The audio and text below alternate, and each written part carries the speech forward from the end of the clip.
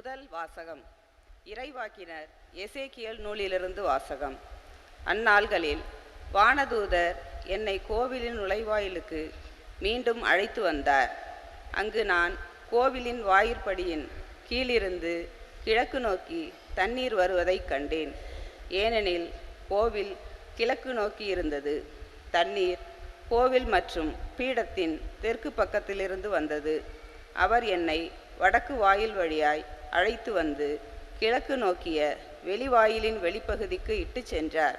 இதோ தண்ணீர் தெற்கு பகுதியிலிருந்து பாய்ந்து கொண்டிருந்தது. அம்மனிதர் கையில் ஓர் அளவு நூலை பிடித்து கொண்டு கிழக்கு நோக்கி சென்று 1000 முழம் அளந்தார். பின்னர் கணுக்கால் அளவு ஆழமுள்ள அத்தண்ணீர் வழியாய் என்னை அழைத்து சென்றார். அவர் மேலும் 1000 முழம் அளந்து என்னை முழங்கால் அளவு ஆழமுள்ள தண்ணீரில் அழைத்து சென்றார். மேலும் 1000 முழம் அளந்து இடுப்பளவு தண்ணீரில் என்னை நடத்தி சென்றார். அவர் மேலும் 1000 முழம் அளந்தார். ஆனால் இப்போது அது ஆறாக ஓடியது.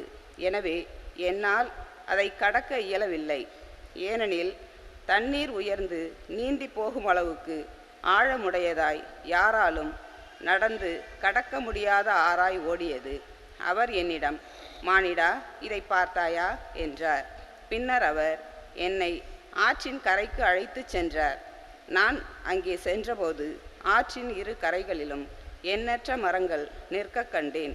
அவர் என்னிடம் உரைத்தது, இத்தண்ணீர் கிழக்கு பகுதியை நோக்கி பாய்ந்து அராபாவில் சேர்கிறது. அங்கு அது கடலோடு கலக்கிறது. அது கடலோடு கலக்கையில் அத்தண்ணீர் அங்கு நல்ல தண்ணீராக மாறும். இந்த ஆறு பாயும் இடமெல்லாம் திரளான உயிரினங்கள் வாழும். அங்கு ஏராளமான மீன்கள் இருக்கும். ஏனெனில் இத்தண்ணீர் பாய்ந்து அங்குள்ள நீரை நல்ல நீராய் மாற்றும். எனவே அது பாயும் இடமெல்லாம் யாவும் உயிர் வாழும்.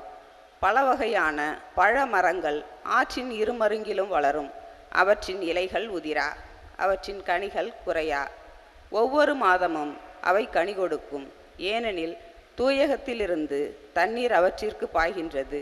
அவற்றின் கனிகள் உணவாகவும் இலைகள் மருந்தாகவும் பயன்படும். இது ஆண்டவர் வழங்கும் அருள்வாக்கு. இறைவனுக்கு நன்றி.